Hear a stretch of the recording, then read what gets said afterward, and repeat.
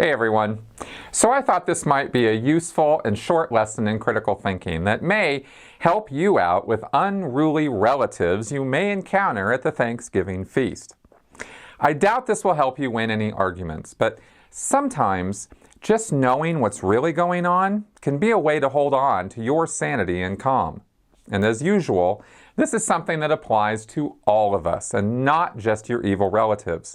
So maybe this can help make you a clearer and more rational thinker too. Every day we see people do things and wonder what caused them to do it. We want to attribute their behavior to something that makes sense to us, so we can feel like we understand why things are happening the way they are. In the field of psychology, our tendency to do this is called attribution. However, almost all of the time, we don't actually have all the data to make valid and informed conclusions about other people's behavior.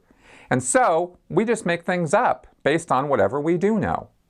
And according to a lot of social science studies about attribution, we know that we have a tendency to overemphasize personal characteristics and ignore situational factors when we're judging other people's behavior. In other words, we ignore that circumstances can shape how people act. This tendency to make things personal is called the fundamental attribution error because it's so widespread and significant to our thinking. The shortest version of this I've seen is that we tend to believe that others do bad things because they're bad people. But let's look at a couple of examples. A waitress might think that the reason someone left a bad tip is because they're just a cheapskate. She'll rarely consider that it might be because she did or said something that offended that customer, and she'll hardly ever think that it was because the customer simply couldn't afford to leave a large tip after paying for the meal. Statistically, she will tend to immediately assume the worst about the customer. This goes both ways, too. If someone cuts us off in traffic, we assume they're just a jerk or a bad person. But if we cut someone else off in traffic, we rarely think we did that because we're a jerk. We know that there are situational factors which made us feel that we had to rush through traffic, that we had to drive erratically, because otherwise we'd be late for an appointment or to catch a plane or something like that. We ignore what our own behavior might be broadcasting to others about our own personality when we judge ourselves because we have all the explanatory information that justifies our behavior. So the fundamental attribution error explains why we often judge others harshly while letting ourselves off the hook at the same time when we're doing the exact same thing we blame others for. Here are a couple of common examples I see on social media and in the news all the time. Poor people are poor because they're lazy. Illegal immigrants are evil because they just want to come here and game our system. Now, it is true there are some lazy poor people. It's also true there are some gamey illegal immigrants. But just looking at personality or internal factors and ignoring the things going on outside that person to explain their behavior can lead you to some extremely wrong conclusions. And it's our tendency to do this that makes this error, especially when our explanations are mainly negative. Good people do bad things all the time. They find themselves in difficult or unusual circumstances and they make a bad decision.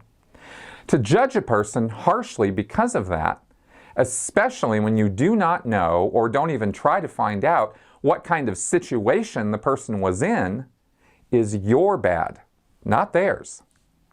This also extends out to much broader circumstances than just traffic violations or personality quirks. We make this kind of error all the time when discussing politics. For example, it's almost a national pastime for Americans to blame the overall condition of our economy on one man, the President of the United States. Every single time a new president takes office, he's either blamed or praised from day one for the state of the GDP as well as whether interest rates, unemployment, and taxes are rising or falling. It's bad enough we use these overgeneralized and simplistic markers to judge how the U.S. is doing financially, but when we then assign the reason for the rise and fall of these things to the simple fact of who holds office in the White House and what his personal economic views are, we're making a gigantic and wholly unjustified leap of logic. Even if the president did hold full dictatorial control over every decision-making process in our economy, which he most certainly does not and never could, it takes months or even years for any policy or budgetary change to even begin to take effect, and more months or years before the full effects of those changes are really seen. Very few people understand the size and scope of the U.S. economy and the multiplicity of factors that drive its ups and downs. So instead of trying to dig into the details, it's much easier to just blame it all on one guy and think you've said something important or significant. Well, trust me, you haven't. Even more interesting is how conspiracy theorists make this error when examining history. This is very common in the conspiracy world. As any good historian will tell you, history is an immensely complex tapestry of interwoven causes and effects. Every event that you've ever seen on the world stage didn't happen because of just one or two people. It took a myriad of influences, some going back many years from the point of the event, for things to be arranged in the exact right way for that event to take place. And I'm not talking about the number of people involved, but also environmental factors, government policies, laws and regulations, and all sorts of other influencers. And of course, there are random chance circumstances which can change everything, such as unpredicted weather conditions ruining or delaying carefully laid plans. In short, there is no guiding, unseen hand causing all the events of history. Every single educated historian I have ever read or talked to agrees that is simply ridiculous. But to conspiracy theorists, who tend to think in reductivist simplicities, history is just a series of strong personalities affecting massive changes on a scale that would be impossible for even the world's best logistical experts. In other words, they look at history in terms of a few individuals who've made it all happen. To conspiracy theorists, there's no such thing as random chance or unexpected circumstances. To them, nothing gets in the way of the people who somehow control not just all the events of history, but how we even think about all those events too. This is another example of the fundamental attribution error.